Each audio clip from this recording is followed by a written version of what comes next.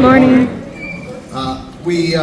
Maria and I are going to do the introduction here. We have the privilege of introducing and welcoming home Dr. Joseph Sauvageau, Holy Cross class of 1975. He is the manager for the Imaging System Architecture Group in the Communications and Instruments Division at NASA's Jet Propulsion Lab in Pasadena, California. After graduating from Holy Cross, he earned his bachelor's degree in physics and mathematics from Fairfield University, followed by a master's and a Ph.D. in engineering physics from Stony Brook University. For more than 3 decades, he worked at an intersection of physics, engineering, and invention. His contributions underpin the detector technologies that allow our spacecraft to hear the whisper of a distant particle or see the faintest glow from worlds we have not yet reached. His work has shaped missions, instruments, and various sensors that give humanity vision beyond Earth.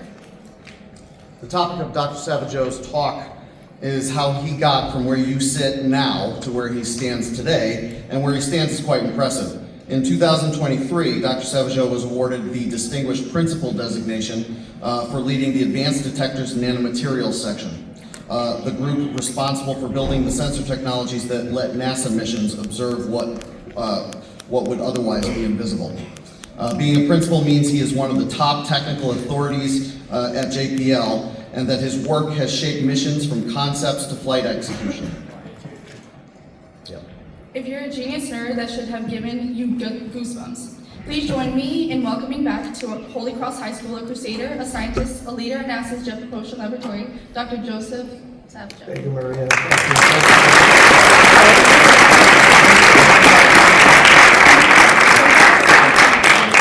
Okay, is this another mic? It's another, because they got just a good. So it'll be that microphone fits the system and we'll record. Testing, 1, 2, 3. Yeah. Can you hear me? Yeah. Yes, I can see that. Holy Cross, it's great to be back. I really have missed this place. I was sitting out there where you're sitting just 50 years ago, just a mere 50 years. And I know 50 years seems like a long time, but when you're living it, it's not a long time. It happens fast.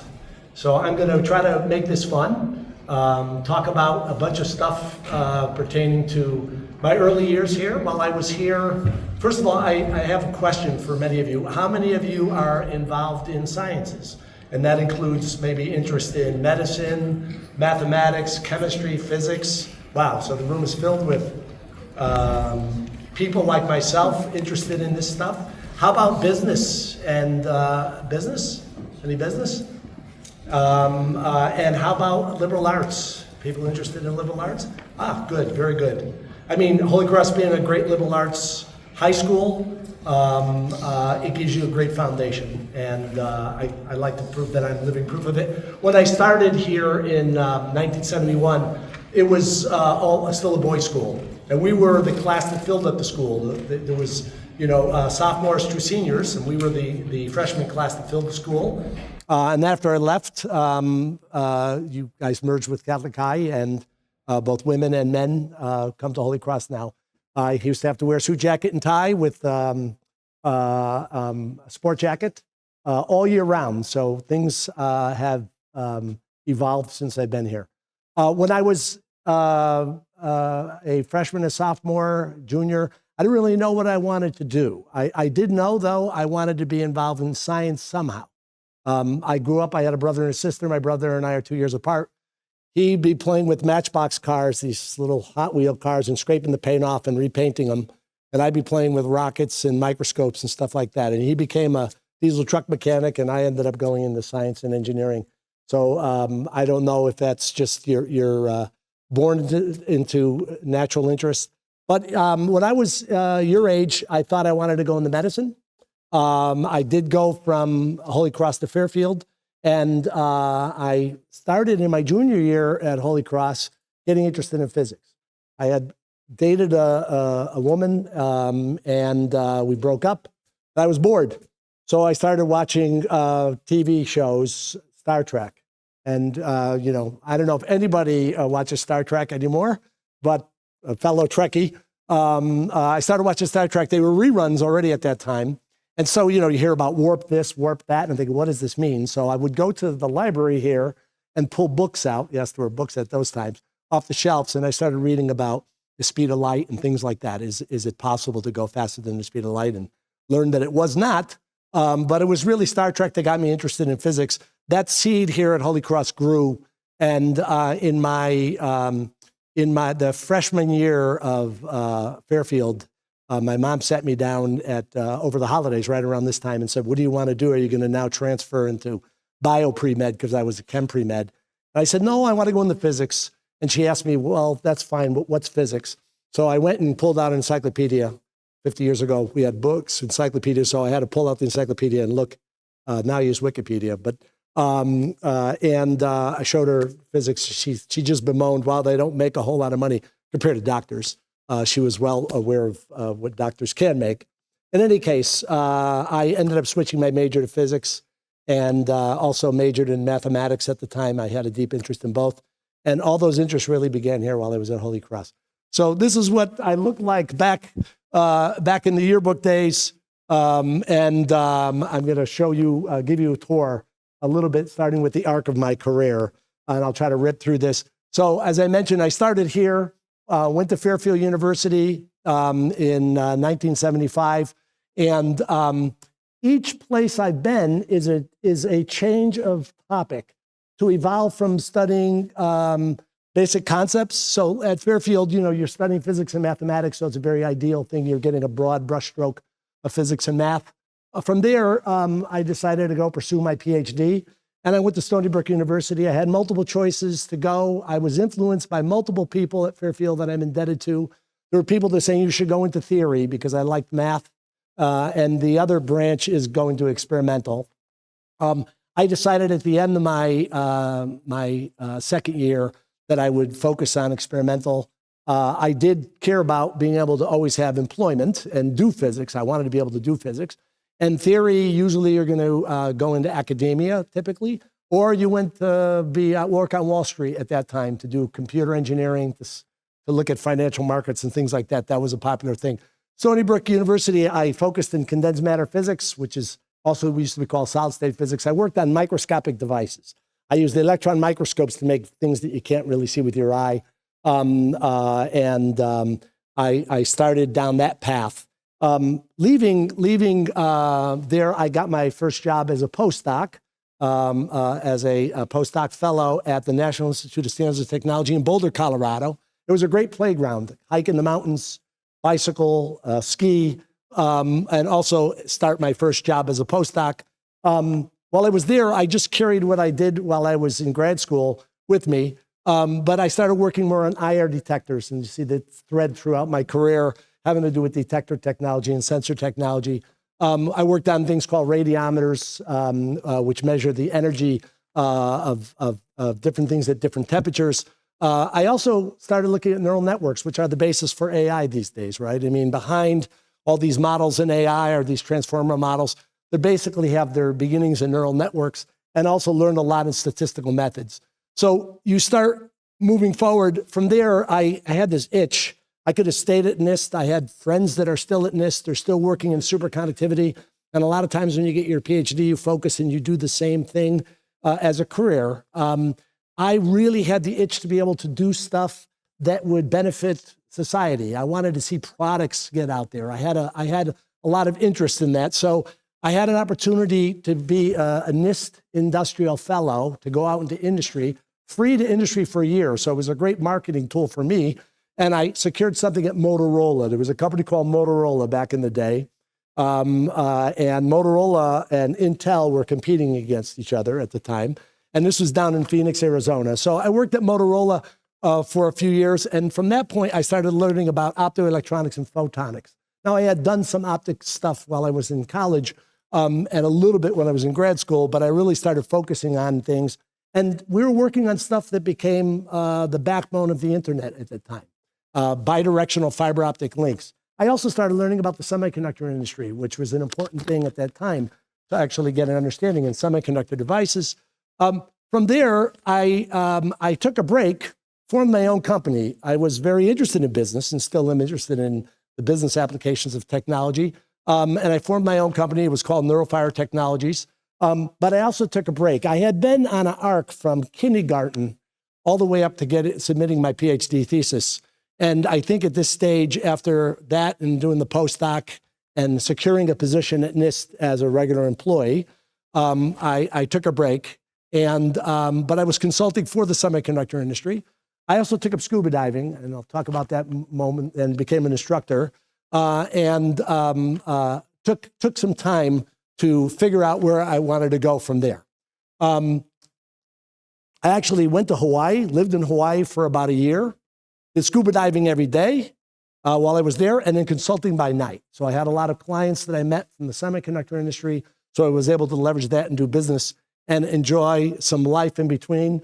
I decided to leave Hawaii. I actually met my wife while I was in Hawaii. She was a student of mine. It wasn't a student in science or physics. It was a student in scuba diving.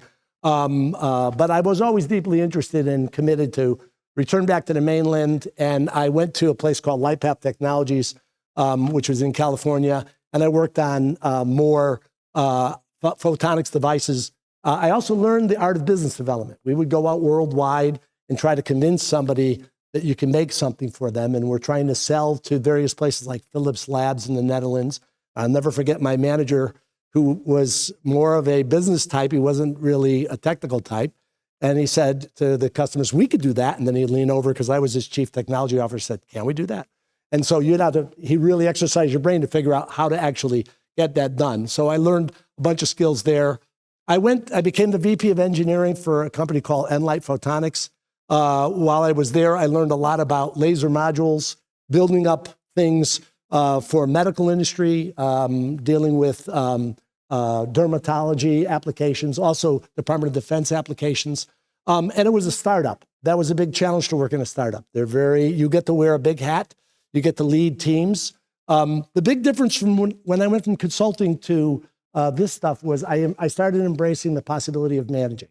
Up to this point in my career, I had been an individual contributor, nose to the grindstone. I worked in laboratories, but I started embracing the possibility of managing teams.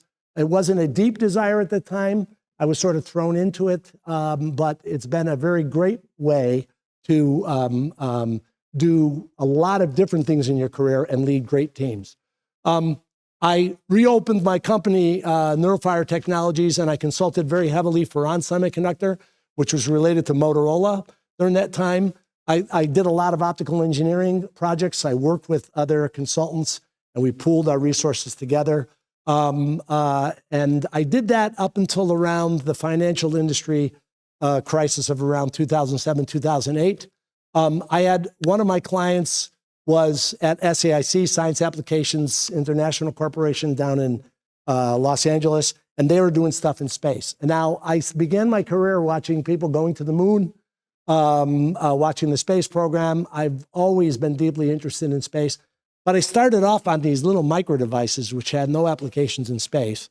So the arc of my career starts taking me to a place where I've gone from microscopic devices up the chain to larger things like laser modules about this size, to integrating things into telescopes. And that's what I did at SciAc. And then I became the chief engineer there and did a lot of project management. And we built optical sensors for deployment in space. And I've been involved in space now since the mid-2000s. From there, SciAc spun off a company called Leidos. And at Leidos, I became the site manager and did a lot of business development, space payloads, and then also designed instruments. And we'll talk a little bit about these instruments, always based on visible or infrared detector technology. And then I went to JPL, and I'm very happy to be there and don't plan on doing anything else other than enjoying the time that I'm there. JPL has been a place of my boyhood dreams. I mean, I grew up watching remarkable things at JPL, and we're going to talk a little bit about that now. So there I'm a manager of the infrared imaging systems architectures group, and I had led the IR detector group there. I worked on segmented telescope technology. I've been very blessed in my career to go from microscopic things to macroscopic things. So I'll just run through the aging process. Fairfield University, I had great mentors. I had great mentors here, but when I went to Fairfield, I had mentors that pulled me in various directions. I learned optical physics from Dr. Kajavi And I was pulled into possibly considering theory by Dr. Michael, who was a nuclear physicist, and Professor Bolger in mathematics. My wife and I went back there for my 40th anniversary a little while back. This is me as a geek when I went to graduate Stony Brook. My advisor on the right and my colleagues who I stayed in touch with for quite a long time. This is when I was at Lightpath Technologies. I was the chief technology officer in the early 2000s. I did consulting. While I was consulting, you would get interesting projects. They'd call you up and they'd say, we have cars blowing up, engine modules going on fire in Thailand. What's going wrong? Can you solve that problem? And I learned to become a good problem solver by trying to trace the problem. And one of the problems we traced down to the Philippines, someone had been adventurous in one of the processes, and it was leading to devices in packages that had reliability problems, and we solved that problem. My consulting at Scuba Days, that's me underneath the giant manta ray in Hawaii. My wife and I have enjoyed scuba diving throughout the world. At SciAc, as I mentioned, I was involved with sensor technology. And then I was very proud of putting up a sensor. One of the first things we put up was a sensor in geo-Earth orbit, which is the geosynchronous orbit. It's the orbit 24,000 miles in space that's synchronized with the rotation of Earth. So you're always looking down at the same place on Earth. And I'm showing you in the middle the actual payload sitting at the top deck of this communication satellite, and it was called CHIRP, the commercially hosted infrared payload. And this is some of my teammates that I worked with on it. And I was very proud of that. Got to work with people from the Department of Defense, at that time, the Air Force. This is up in Utah, going through integration and test. And then I got a chance to actually see my second launch close up. We were talking about this earlier. I went down to French Guiana, Kourou, because we were launching CHIRP on this rocket back here. It's an Ariane 5, and it was going to be hosted on a geo-communications satellite. And so that's me. I went down with the team. They flew us down in a corporate jet. It was really nice. Never been able to do this again, but I recommend it if you ever get a chance to. It was quite a nice trip from Washington, D.C. down to here. We watched the launch from like 2 miles away, the crackling. It was a sunset launch. It was quite beautiful. And then that mission operated for almost 3 years in space flawlessly. It was an infrared detector for detecting missile plumes. It was to show that you could do things cost effectively. And then these are my corporation days. I got various awards for different things I was doing while I was there. And then now we'll talk a little about JPL Bliss, and we're going to go segue into JPL, and I'll talk about the kind of work we're doing and the geeky, nerdy stuff that we can do, including participating in March for Science back a few years back. So what's to say about JPL? JPL has been in existence since the early 30s. We're in Pasadena, California. We're one of the 10 NASA centers. You might be familiar with Johnson Space Center. They take care of the astronauts down in Houston. NASA Goddard is in Maryland. They're our sister lab.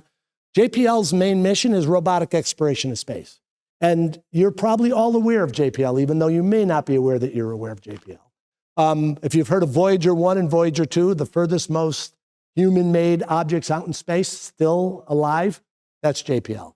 If you think about the mission to Saturn, Cassini, the most beautiful pictures of Saturn, that's JPL. Beautiful pictures of Jupiter, that's JPL. We've been to every planet in the solar system except for Pluto. That was Johns Hopkins Applied Physics Laboratory. They got a chance to do that. We're celebrating 68 years of space exploration. Next year is our country's 250th anniversary. JPL was the very first NASA center. And it started with guys trying to play around with little rocket motors without them blowing up back in the 30s. They were called the Suicide Squad because where they were in Pasadena, they were blowing up these motors because they were unstable at the time. I mean, this is the 30s. They were told to go talk to one of the professors at Caltech. My paycheck says Caltech. We're a NASA federally funded research development center, but we've been with Caltech since 1960. These guys were told to go to Caltech and work with Professor von Karman, and they did, but then they were worried about blowing up students at Caltech. So they were told to go up to the Arroyo, which up against the foothills of the mountains, and they did. And they had the first successful firing on Halloween of 1936, and all it did is it didn't explode. It was stable. But that was the beginning of JPL. They literally got involved with Army. We did some stuff during World War II. A big event that really got JPL on the map at the time was Russia launched the very first satellite in space in 1957, October 4th or 5th. It was called Sputnik. So we were already been working on a payload, a scientific payload, to detect these theoretical radiation belts. You know, Earth has a liquid core and it spins, and spinning charge creates magnetic fields. And lucky for us on Earth, we have a magnetic field that shields us from the solar winds of the sun. And we actually were, at that time, trying to prove that the radiation belts do exist. This is Pickering, our very first director of JPL, and this is Van Allen. And this is a famous guy, Werner von Braun, famous Russian rocket scientist who had great visions for Germany during World War II, except he was on the wrong side. And the CIA brought him to the United States after World War II, and he became the rocket scientist that has propelled a lot of our vision in terms of the ISS, the space laboratory, and Skylab, and things like that. In any case, we launched in 1958, and the rest was history. We discovered the Van Allen radiation belts. NASA got started at the mid-1958, and JPL became the very first center for NASA because we were already doing stuff in space at that time. Dr. Pellegrino and Patrick Russell came to visit me this past summer. They had a great tour of JPL.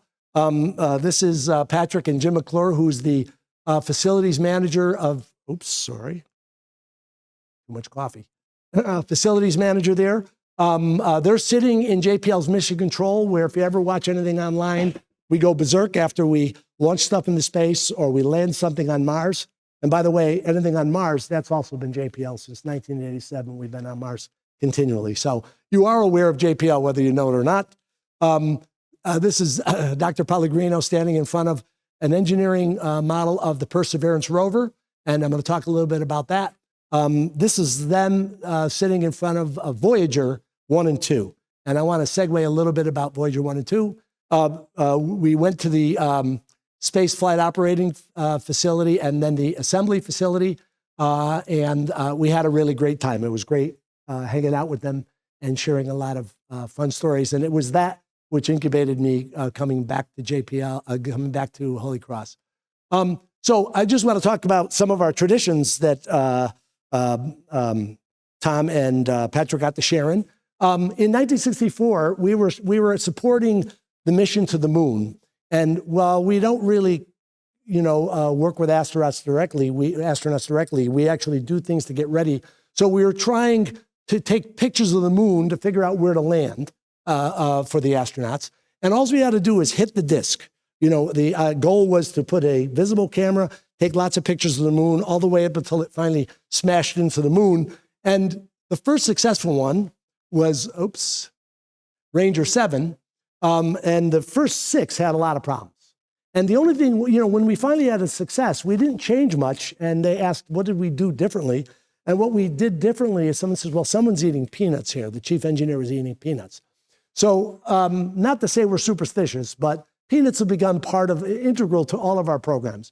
There's actually places in the mission manual that says now you could pass along the peanuts, especially when you've been successful. So we share these JPL peanuts in the landing of Curiosity, one of the 2,000-pound rovers on Mars back in 2012.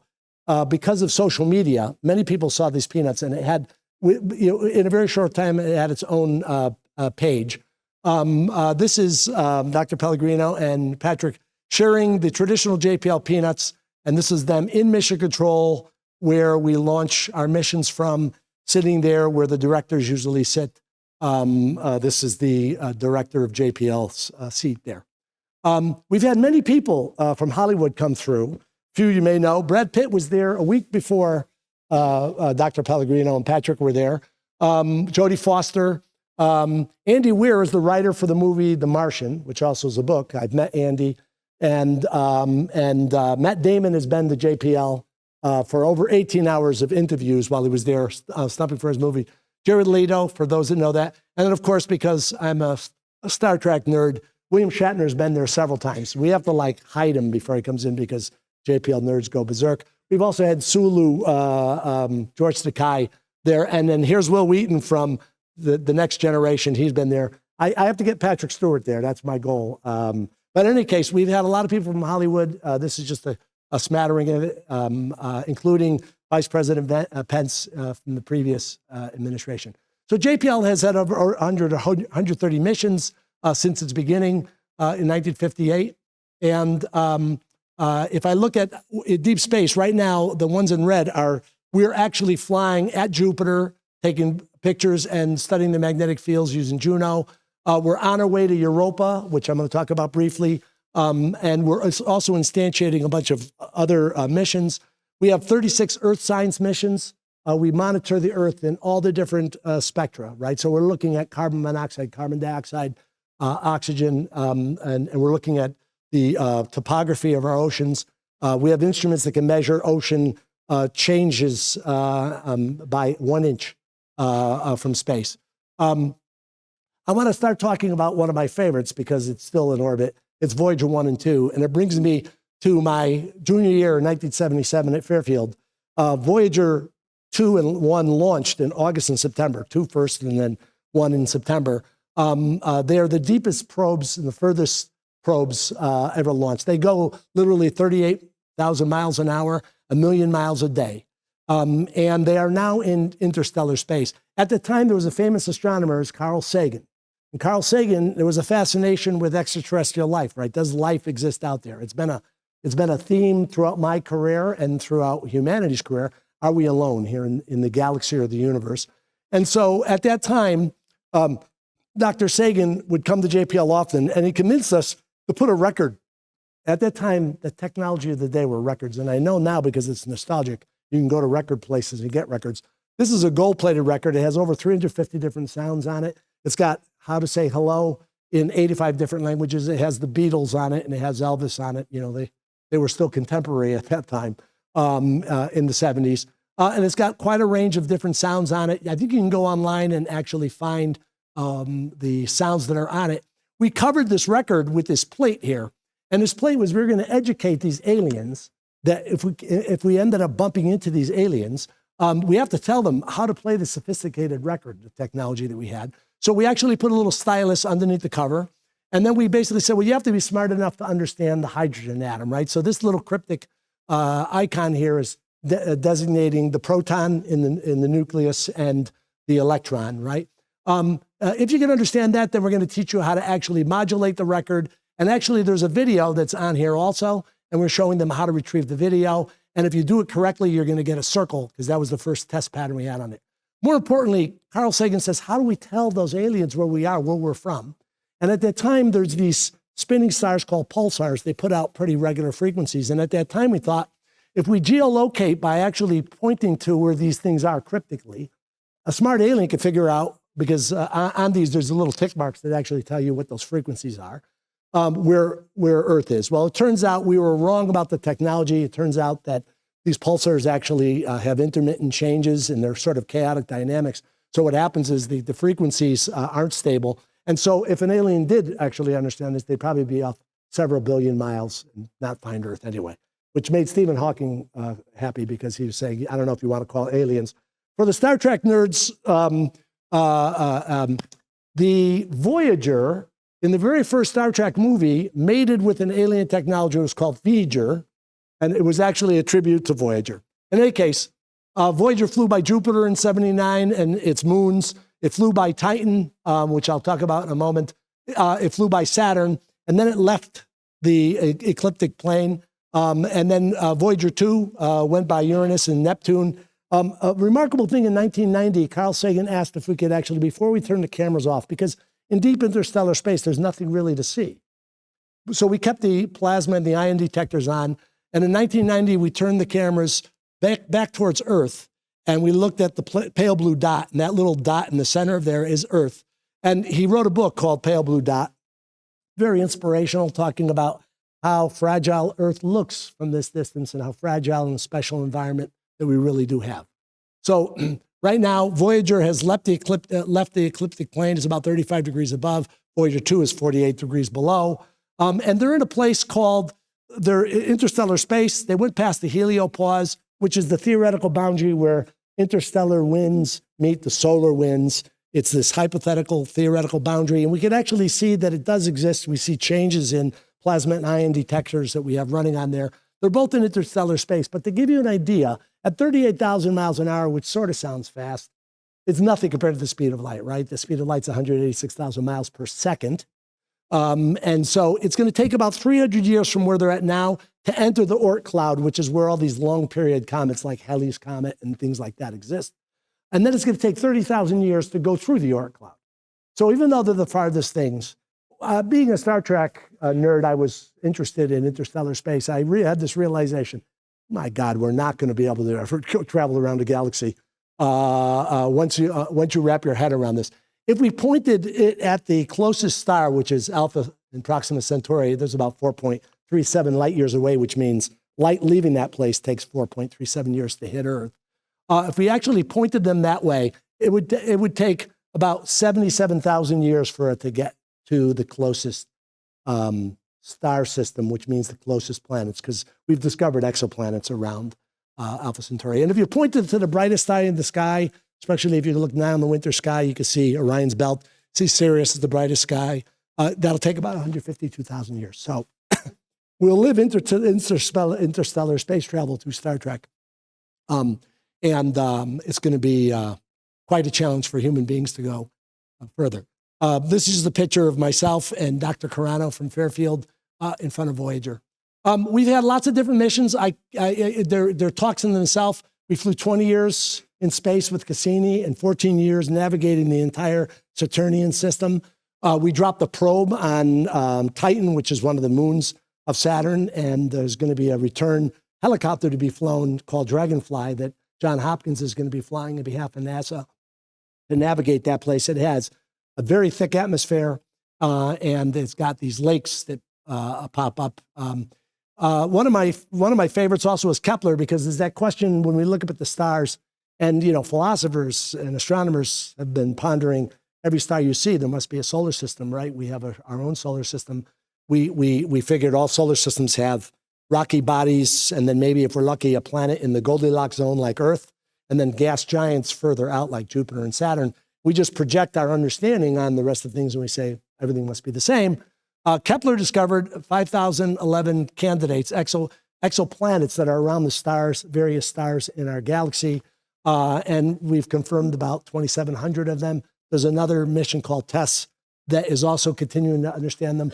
Our future is to be able to, and we're starting already, to block out the starlight of the sun around those exoplanets and look at the dim light coming from those planets and detect whether there's oxygen and water vapor. And we've actually seen evidence from some ground telescope technology in Hubble, the other telescope that you've probably seen beautiful pictures from, have actually demonstrated that some of these exoplanets have water vapor and oxygen on them. So from there, I just want to talk about the Cassini mission briefly. This is the talk about life. Does life exist in the universe? We're not going to talk about aliens at the moment, okay? I'm not planning to talk about aliens, but if you have a question, we could talk about it. We're talking about extraterrestrial life, and to me, a fossilized bacteria would be the first biosignature that would be great to hear about, right? Cassini flew by Enceladus, and one of the things that changed from when I was a kid is we've learned through these exoplanet surveys that it's quite different. There's places where there's hot Jupiters in close orbit, like where Mercury is around the sun, with a few day periodicity around the sun. We've learned that water is ubiquitous throughout the galaxy. We see signs of water everywhere. We've actually discovered frozen water on Mars, and we think we see underground briny type of lakes that are underneath Mars. But Enceladus was a beautiful thing. Actually, Cassini flew through the plumes of Enceladus. It's being squeezed by the gravitational forces of Saturn, and it shoots various things out into space. We've tasted those plumes using mass spectroscopy and a few other things. We actually know that it's the building blocks of amino acids. We've discovered organic molecules shooting out from there. So what we've come to discover is even around places like Jupiter and Saturn, there's these possible underwater oceans. And so, and if I were to look at Enceladus, it basically fits. It's a pretty small, it's a 300-mile diameter, about sort of comparable to the UK. and we have discovered organic molecules there. Because it was deorbited into Saturn. I happened to be in a cafe in France watching the signal decay and had tears in my eyes. That's a real space nerd. We also dropped the Huygens probe, and there's a beautiful video on YouTube of the probe. It lasted a very short time, but it actually descended through the thick atmosphere. We know that there's lakes that occur and there's tidal things that occur on Titan, which is one of the moons of Saturn. So I mentioned these because for the first thing we're looking for when it comes to life now is just biosignatures or the building blocks. And these are two places where there's building blocks. We are on our way right now to Europa, which is one of the moons of Jupiter. And Europa has shown signs of cracking and tectonics on its surface. And what we hypothesize, we believe, because we've actually seen a few plumes witnessed from Hubble, that there's an underwater ocean about maybe 6 miles deep. And we're actually going to do 49 flybys when we get there, starting in April 2030, and the mission goes to 2033. And it's on the way now. We launched that last year from JPL. That's our mission. Another one that's important is, when's the next mass extinction? Hopefully not in our short time. We all know that the Cretaceous Paleogene extinction is where a giant asteroid hit and formed a crater underground. You can see it underwater. And that was about 66 million years ago. We are concerned about near-Earth objects, and every once in a while you hear about 3I Atlas and things like that that might be on a path, and we're very concerned about what might hit Earth. We've done a few, NASA's done a few things where we try to look at, can we divert an asteroid? We successfully showed that we could perturb an asteroid a few years ago. But we're really interested in mass extinction planet killers. So those would be things that are 0.6 miles in diameter, because they could kick enough dust and debris and cause basically solar extinction in terms of the sunlight and cause an extinction of humanity. So a NEO Surveyor is actually being built right now at JPL, and it'll launch in 2027. And that's going to be an exciting mission. Its goal is to detect 200,000 to 300,000 near-Earth bodies, track them well, so we start understanding what are the possibilities and are any things that we have to be careful of. Let's talk about Mars. Rip through Mars. I got to see how I'm doing on time. Okay. I'm going to rip through Mars pretty quickly. When I was growing up, we thought there were canals on Mars from an ancient civilization. JPL debunked that in the mid-'60s. It shows you how much has changed in my life. Mars now looks like this. So Mars facts. It's about 1.5 astronomical units. That is from the sun. It's got a much longer periodicity, being further out. The interesting thing with Mars is that you have to wait 6 months. Every 2 years, it takes about 6 months to get there, because Mars in retrograde is sort of moving towards Earth. If you look at the phasing of their orbits. But then you have to wait about 2 years for that setup. So if an astronaut goes to Mars, they're going to be having to deal with a 2.5 to 3 year period of time to weather the environment on Mars. I'm going to rip through some of these things. Okay. Temperature on Mars, by the way, is minus 284 in the coldest, and up about 86 Fahrenheit. And the reason why I mention that is and I'm going to rip through it. It had water in the ancient past. It's had frozen water today.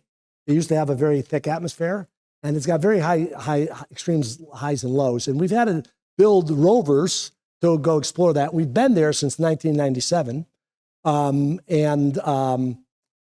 It has got the largest volcanoes that we've come across.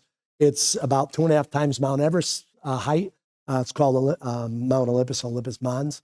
There's a feature on Mars which basically spans the equivalent length of the United States, which is like if you had the Grand Canyon, the whole length of the United States. And it's called Valles Marineris. And we also discovered there's dust levels on Mars, and why this is a blessing in disguise is our first rovers had solar panels on them, and they would get dusty. And once there's enough dust on the solar panels, you can't get them to work. But the dust devils blow every once in a while and scour the dust off those panels. These are just some of the rovers we've sent up there. We sent up Sojourner. It's a very small little cart. We sent up Spirit and Opportunity. We landed these two things in a series of basic bouncing balls. But when we up their ante, they have more payloads with Curiosity and Perseverance, which are still crawling around Mars now. They're basically the size of an SUV, 2,000-pound type of things.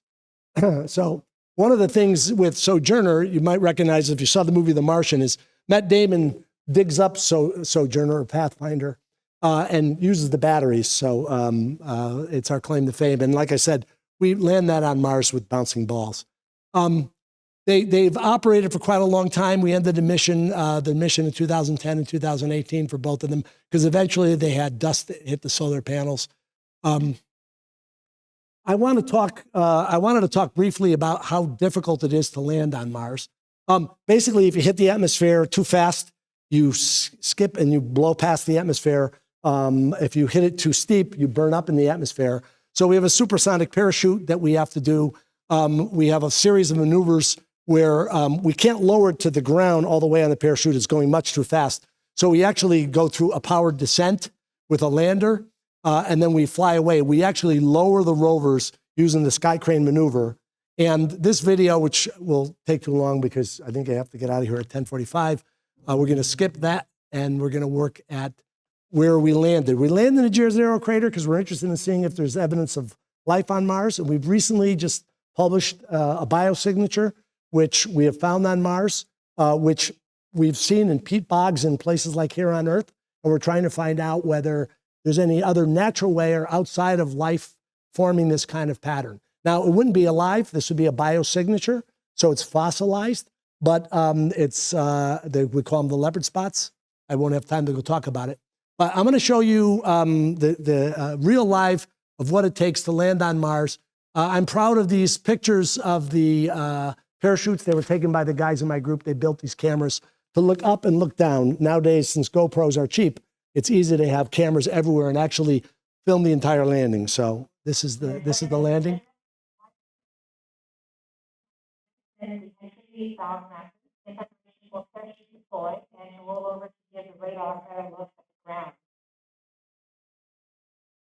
This is looking up at the parachute. The navigation has confirmed that the parachute has deployed and we're seeing significant deceleration in the velocity. So right now we're actually being slowed down by a supersonic parachute.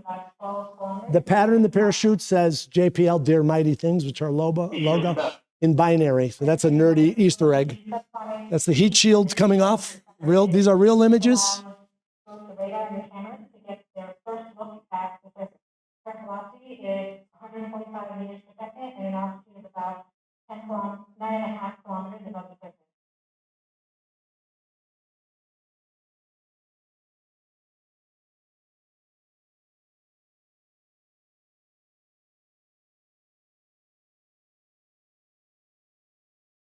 What we're trying to do is we're trying to figure out where to land.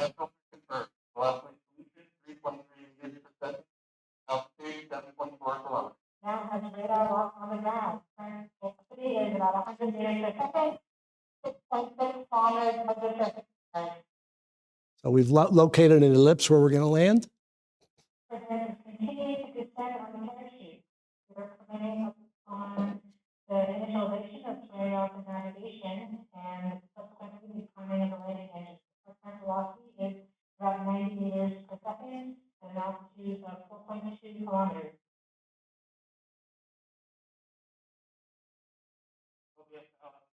There's confirmation that the landing system has produced a valid solution in part of radar navigation.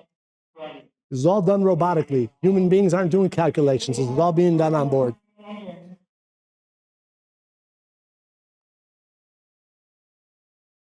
Here we go.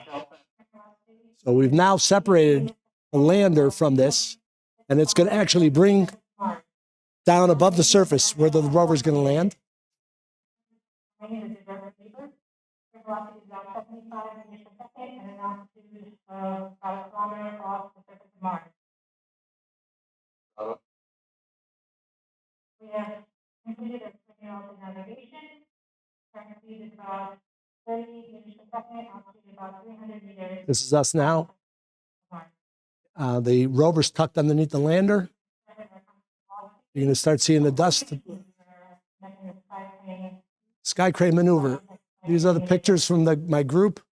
We're looking up from the rover at the lander, which is lowering the rover. And these are the bungee cords that literally lower the rover onto the surface of Mars.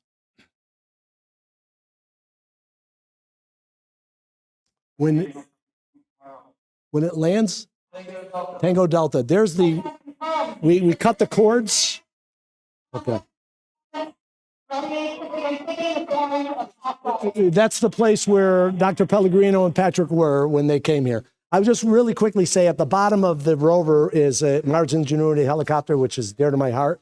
My group actually has worked with the electronics guys to advance the electronics. We literally are flying cell phone technology from Qualcomm. It's like an Android phone equivalently inside this little helicopter. Now Mars is 1/100th of our atmosphere. So these rotator blades, these blades have to rotate at 2,000 RPM to get lift. But, this, I'll turn this on, but you can see this, we had the Perseverance rover filming the very first flight, this is the third flight, of the helicopter. We're flying a rover on Mars, right? So this is one of those JPL hard things that get done, and I'm not going to belabor it, but it went off screen and came back on screen. This shows the rover looking down at its shadow as it flies across the surface of Mars. We flew 72 flights. We're only supposed to fly 3 or 4 flights to do this tech demo. We ended up going operational on it, meaning we navigated around, took lots of photos. We had literally a cell phone kind of camera on board it. I worked on the next generation electronics for future rovers. I led a team to actually instantiate that with Qualcomm. And we actually have a little piece of the Wright brothers airplane. The Wright brothers flew in Kitty Hawk, right? The first time we flew, we have a small piece that the Wright brothers, it sits underneath the solar panel that we use for charging the batteries for Ingenuity rover. So we're very proud of that. You know, the famous picture of one giant step on the moon. We also have Ingenuity capturing its own shadow on the surface. I mentioned there was a biosignature. I don't have a whole lot of time to go into the details about it, but you can read about it. NASA has come out and acknowledged that there's probably a biosignature. I don't have time for that. I don't have time to talk about Mars sample return either. We're trying to go back and retrieve samples that we're taking, including that biosignature. This is a video that actually shows this. I didn't realize that at 10:45, I guess you got to get going to your next class. So I'm not going to be able to show that. All I could say is that our logo's Dear Mighty Things. It comes from a statement that Teddy Roosevelt made in 1900s about not being afraid to face challenges and don't let fear stop you in your tracks. We're going to celebrate our 90th anniversary next year, and that's pretty much our logo. I wanted to say inspirational things to you, but maybe we'll talk afterwards. I encourage you all to follow your dreams and your passions. Incubate those. They're important. And if you're not sure what you want to pursue and do, that's fine too, right? That takes some time to incubate. I wasn't sure myself, but it was wonderful meeting all of you. If any of you are going to be in the Los Angeles area for vacation or whatever, Disney or whatever you're visiting, please send me an email. I will gladly give you a tour. You're all my welcome guests at JPL. Give you a personal tour of JPL if you are ever in the area, okay?